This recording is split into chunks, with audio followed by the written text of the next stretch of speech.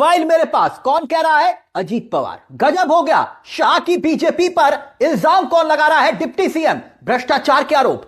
BMC के चुनाव के नतीजे तो निपट गए, लेकिन असली खेल तो अब शुरू हुआ है।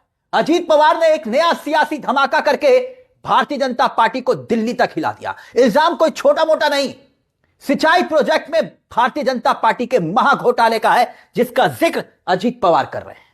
अजीत पवार, और जो इल्जाम इन्होंने लगाया है उस पर हम आएंगे, उसे सुनकर आप भी दंग रह जाएंगे। यानी बीएमसी चुनाव के नतीजे और दूसरी तरफ अजीत पवार का सीधा डायरेक्ट मोदी और अमित शाह को निशाने पर लेना और चौराहे पर इल्जाम लगाना, भ्रष्टाचार जैसे संगीन इल्जाम के। अब सवाल यह कि अजीत पवार ने भारतीय जनता पार्टी पर इस महाभ्रष्टाचार और घोटाले का इल्जाम अभी ही क्यों लगाया? बीएमसी चुनाव के नतीजे और ठीक उसी वक्त क्या चाचा और भतीजा यानी कि शरद पवार और अजीत पवार भारतीय जनता पार्टी के साथ कोई बड़ा खेल करने जा रहे हैं, या फिर खेल होने जा रहा था उसे रोकने की कोशिश? क्या बीजेपी के खिलाफ अजीत पवार ने एक ऐसा बिगुल बजा दिया है जिसकी धुन इस वक्त दिल्ली वालों को हिला रही है, दिल्ली के तख्तो ताज को हिला रही है? महाराष्ट्र की सरकार पर उसका असर पड़ना तय है। आप गौर कीजिए, जिस भ्रष्टाचार को अजीत पवार के ऊपर मोदी और अमित शाह और देवेंद्र फडणवीस ने थोपा था ना, कि कहा था ना ये भ्रष्टाचारी है, चक्की पीसिंग एंड पीसिंग, और वही अजीत पवार कह रहे हैं मेरे पास सिंचाई प्रोजेक्ट में बीजेपी के घोटाले की फाइल है, सबूत है मेरे पास। यही अजीत पवार कह रहे हैं। अभी तो इनका बयान मैं आपको सुनाऊंगा। और अब सवाल यह कि इल्जाम, आप ही से सवाल दोस्तों, कि अगर यही इल्जाम अगर इंडिया गठबंधन के किसी सहयोगी ने दूसरे सहयोगी पर लगाए होते, तो जैसे आरजेडी ने कांग्रेस पर या सपा ने कांग्रेस पर, तो क्या होता? देश की होनहार मीडिया इस बयान पर टूट पड़ती जो अजीत पवार ने जैसे दिया ना, कोई इंडिया गठबंधन का सहयोगी अगर देता, टूट पड़ती। लेकिन यहां देश की होनहार मीडिया का कोई चैनल चू तक नहीं कर रहा। क्यों? क्योंकि इल्जाम भारतीय जनता पार्टी पर है। अजीत पवार ने अब क्या कुछ कहा है, आपको अब पूरा बयान हम आपको दिखाने जा रहे हैं, जिसके जरिए आप समझ जाएंगे। क्योंकि वो कह रहे हैं कि भाई 1999 में बीजेपी शिवसेना की सरकार के समय जो सिंचाई योजना की फाइल, जिसकी लागत 100 करोड़ से ज्यादा बढ़ाकर चढ़ाकर दिखाया गया ताकि पार्टी फंड में पैसे जुटाए जा सके। और यह आरोप किस पर लगा रहे हैं? महाराष्ट्र में भारतीय जनता पार्टी के सहयोगियों के साथ सरकार चला रहे हैं। यानी महाराष्ट्र में बीजेपी के जो सरकार के मुख्यमंत्री है ना, देवेंद्र फडणवीस, कौन आरोप लगा रहा है? अजीत पवार और एकनाथ शिंदे, दोनों डिप्टी सीएम हैं, और एकनाथ शिंदे भी आक्रामक हैं। लेकिन अब अजीत पवार पार्टी फंड की बात कर रहे हैं, और बात अब यहां पर शुरू होती है।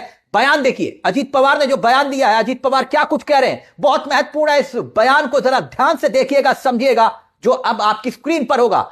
देखिए आखिरकार क्या कह रहे हैं। बीजेपी महाराष्ट्र से लेकर दिल्ली तक हिल गई है इस बयान को लेकर, क्योंकि अजीत पवार ने इल्जाम ही ऐसा लगा दिया। 1999 का जिक्र कर रहे हैं, और पुरंदर लिफ्ट सिंचाई योजना की फाइल मेरे पास आई थी, तब इसकी लागत थी 330 करोड़ रुपए दिखाई गई। मैंने फाइल को खारिज कर दिया। जांच करने पर पता चला कि असली लागत सिर्फ 220 करोड़ है। कौन कह रहा है? अजीत पवार। 220 करोड़ की जगह 330 करोड़ दर्शाया गया भारतीय जनता पार्टी ने। यानी सीधे सीधे 110 करोड़ का गबन। 100 करोड़ रुपए पार्टी फंड के नाम पर और 10 करोड़ रुपए संबंधित अधिकारियों के लिए जोड़े गए थे। कौन कह रहा है?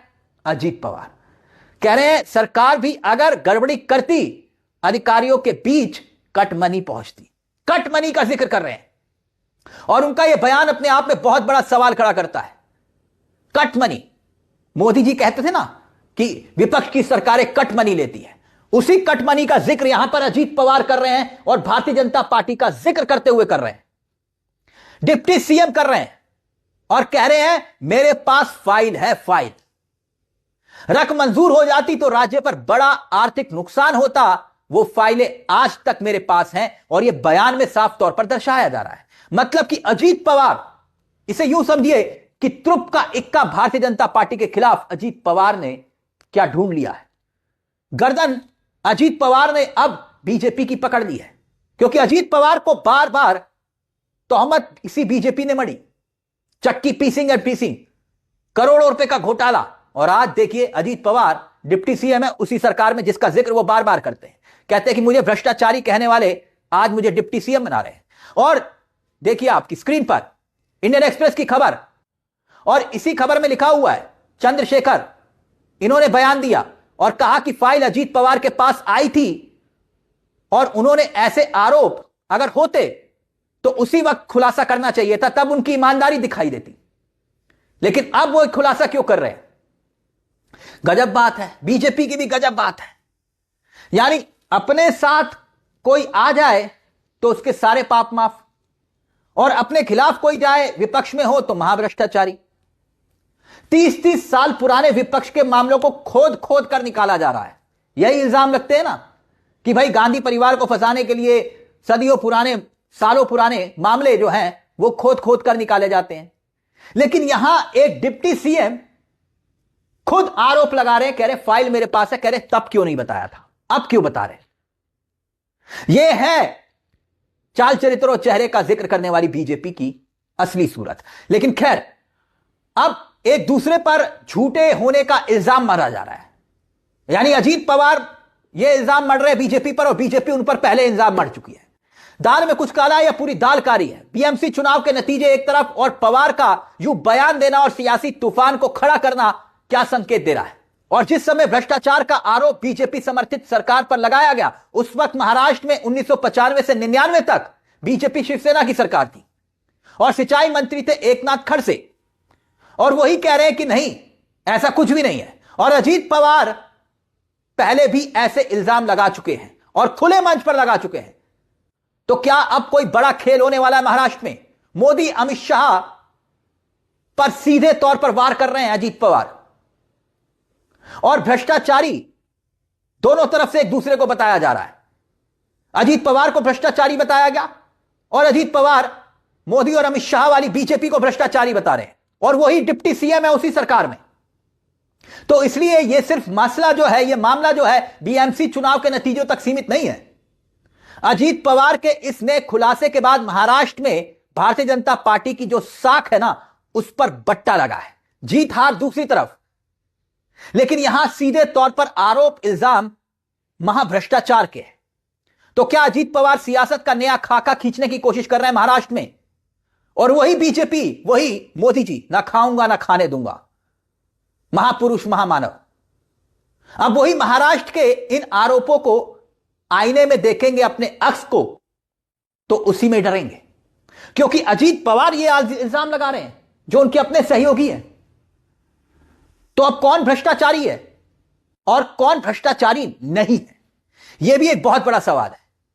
क्योंकि यहां तो हमाम में सभी, क्योंकि अजीत पवार कह रहे हैं और बीजेपी भी कह रही है चक्की पीसिंग पीसिंग एंड पीसिंग। तो अजीत पवार के बगावी तेवर कहते क्या है?